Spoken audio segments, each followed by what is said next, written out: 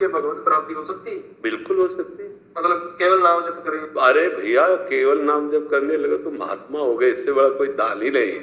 हाँ, दान पुण्य किसका करना है, किसको करना है? अगर हमारे पास भोजन है, हमारा परिवार केवल पा लेता है, हम किसी को एक कौड़ा नहीं देते, कोई परेशानी नहीं, क्योंकि परिवार भी तो भगवान का स्वरूप है। हम मेहनत करते हैं, परिवार को पवाते हैं, पर राधा राधा जपते हैं, किसी को कष्ट नहीं देते, अधर्माचरण नहीं करते, किसी को दुख नहीं पहुंचाते, भगवत प्राप्ति हो जाए। 1 रुपए की जरूरत नहीं भगवत प्राप्ति। वैसे हम मंदिरों वगैरह में जाते हैं महाराज जी। तो हमें वहाँ कहा जाता है जी। इतना दान कीजिए, तो हाँ। पाप तो नहीं है ना? नहीं, बिल्कुल नहीं। भगवान ने कभी तुमसे मांगा है क्या? है? ये हिंदू समाज पीछे जा रहा है। नहीं, हमको किसी समाज से मतलब नहीं, हमें केवल व्यक्तित्व से मतलब। एक एक व्यक्ति अगर अपना सुधार कर ले तो हमारी पूरी समाज सुधर जाएगी। हम लोग क्या करते हैं, एक दूसरे पर थोपते हैं। बात समझना हमारी बात। हम किसी एक धर्म को लेकर बोलते हैं, हम किसी एक पक्ष को लेकर बोलते हैं। यहाँ राधा के कुंज निवासिनी श्री स्वामिनी जी के सानिध्य में यहाँ किसी भी धर्म या किसी भी का पक्षपात नहीं, यहाँ सिर्फ अध्यात्म चर्चा है। और अध्यात्म व्यक्तिगत होती है। अगर आप सुधार करें, आप सुधार करें, आप अब तो समाज का अपने आप हो गया ना।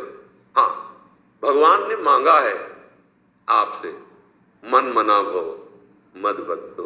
भगवान ने मय्येव मन, वो कह रहे दे दो भैया, मय्येव मन आधत्स्व मयि बुद्धिम निवेशय, तो निवेश्य मय्येव अत ऊर्ध्वं न संशया। ए भाई, तू अपना मन मुझे दे दे, राधा राधा राधा राधा, तू मेरे में बुद्धि लगा दे कि सब परम धन राधा राधा राधा।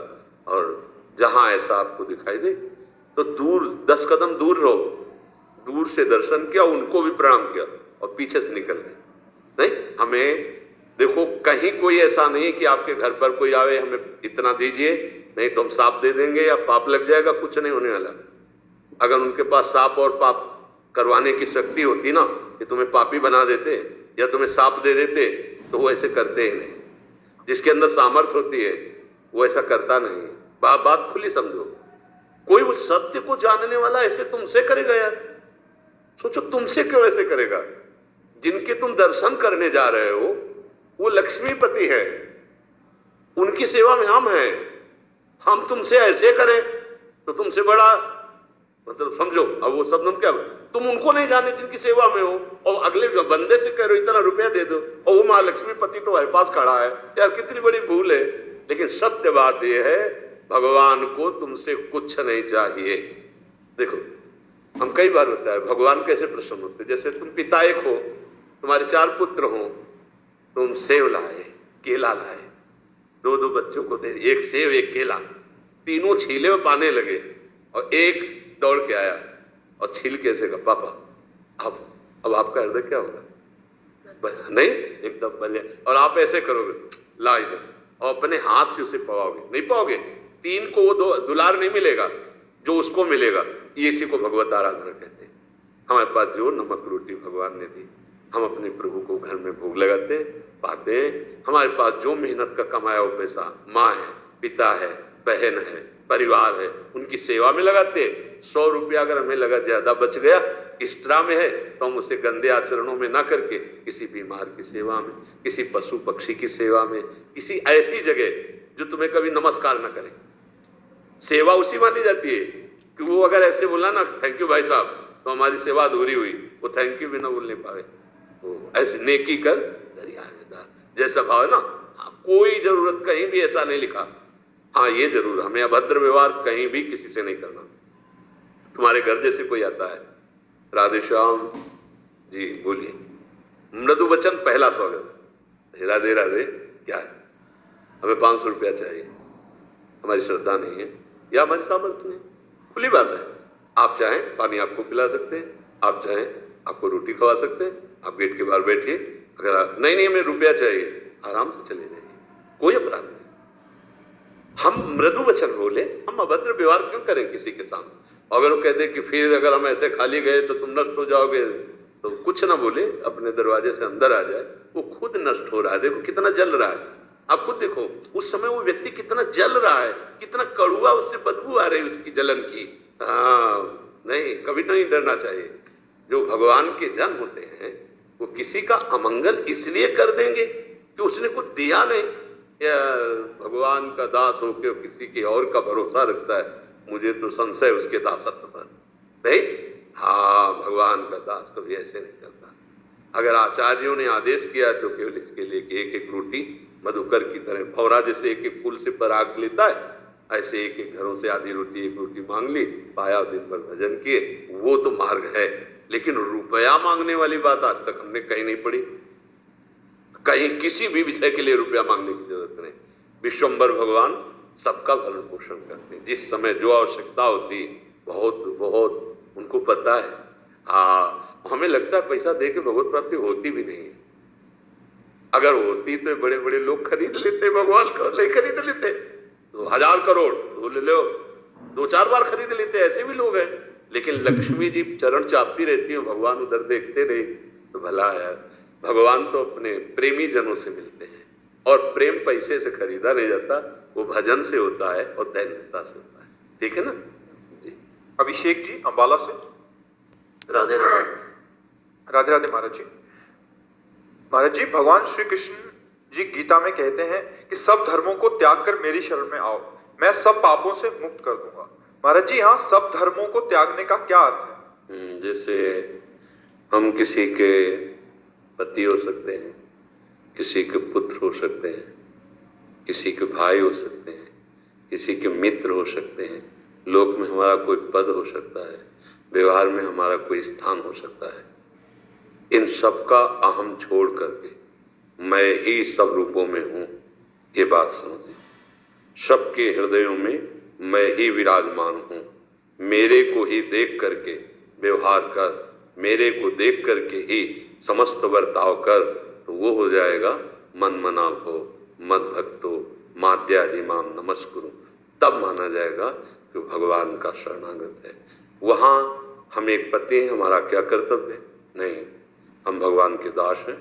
पत्नी रूप में भगवान आए, मेरा क्या कर्तव्य है? पुत्र रूप में भगवान आए हैं, पद रूप में मुझे भगवान ने समाज की सेवा दी है, पिता रूप में मेरे भगवान है।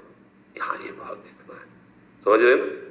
पहले तो धर्म का ही परिचय जाने, हमें अपने अपने धर्म का ही पता नहीं। पहले तो अधर्माचरण में जो हमारा मन लग रहा है उससे हटाएं हम, तब धर्म में चले। फिर भगवान करे उन धर्मों का कर्ता भाव भी छोड़ दे और मेरी शरण में हो जा, अर्थात तू मेरा भक्त बन करके व्यवहार कर। वासुदेवा सर्वम, सब जगह मेरे प्रभु हैं। अब तो समस्त पापों से मुक्त होकर मेरे को प्राप्त हो जाएगा। समझ पा रहे? संसार में एकमात्र भगवान के सिवा कोई दूसरा नहीं है।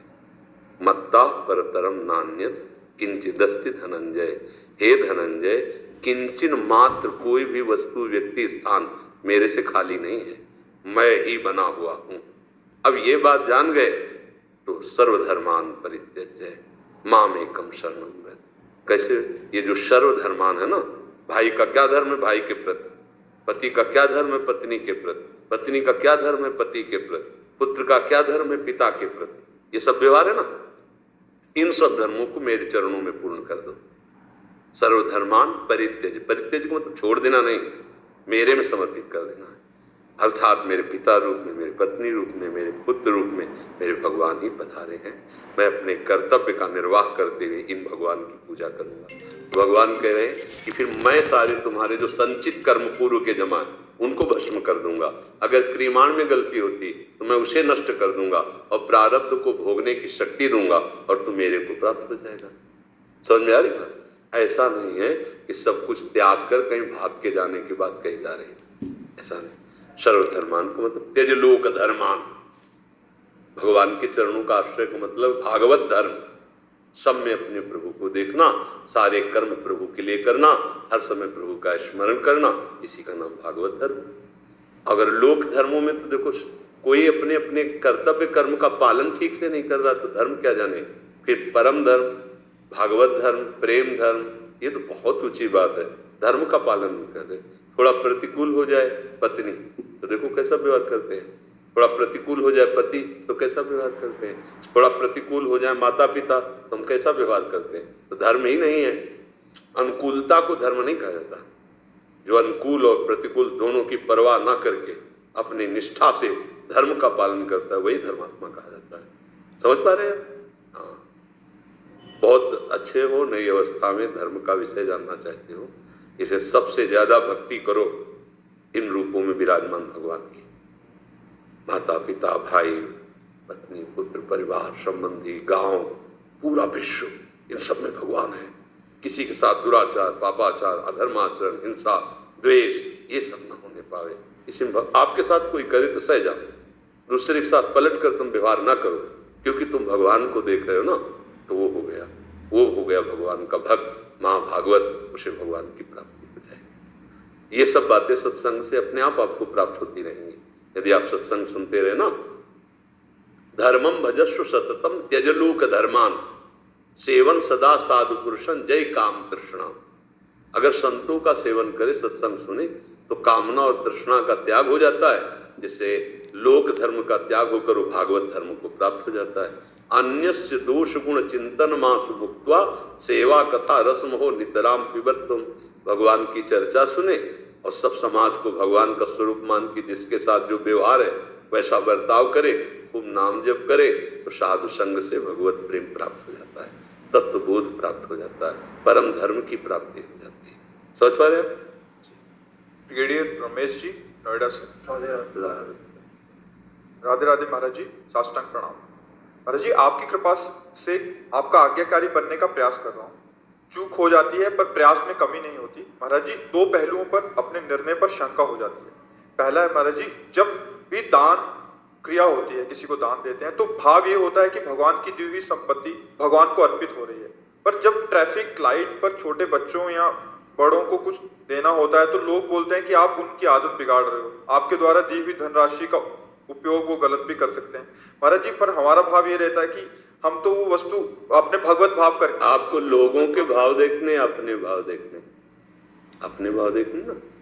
लोग तो कुछ भी किसी को भी कह सकते हैं, लोगों का निर्णय ठीक थोड़ी होता है। लोगों का दर्शन है अपना अपना, उनका दर्शन है।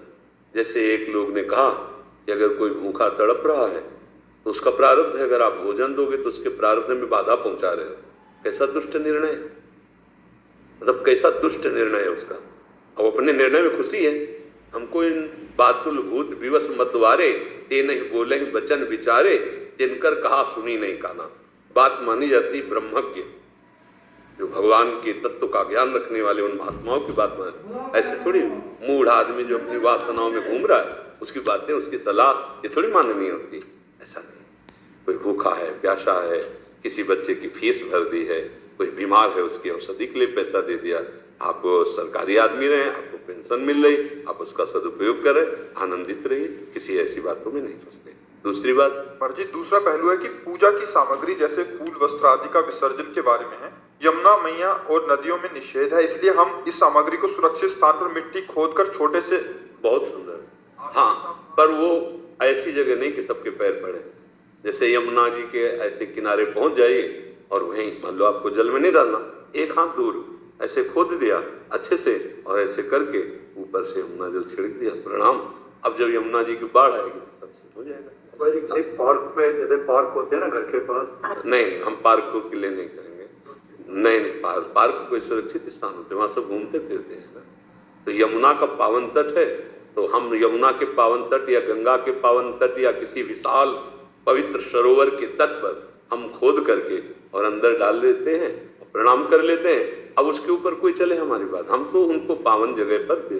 पार्क कोई घूमने फिरने के स्थान हो, कोई तीर्थ नहीं है, कोई पावन नहीं है। भगवत प्रसादियों को एकत्रित करते रहो, और जब कभी वृंदावन आना हो या कहीं भी आना हो, बहुत दूर दूर तक यमुना जी की खाली रेत पड़ी है, तो 2 हाथ रेत ऐसे करी, लकड़ी से ही कर ले और फिर विराजमान करके बस ऐसे कर ले, बढ़िया है, ठीक रहेगा ना। हाँ, पार्क है या पीपल के वृक्ष के नीचे ऐसे कहीं पधरा दिए, कुत्ते मूतते हैं या फिर वहाँ ऐसा, तो हमारे भगवान की प्रसादी उसको सम्मान से रखिए। कोई पवित्र सरोवर है, झील है, नदी है, ऐसे स्थानों का चयन किया जाता है। जैसे कोई खंडित मूर्ति है या कुछ ऐसा ना, तो ऐसे ऐसे किया और विराजमान करके ऊपर से रस डाल के प्रणाम किया, चल ऐसे कर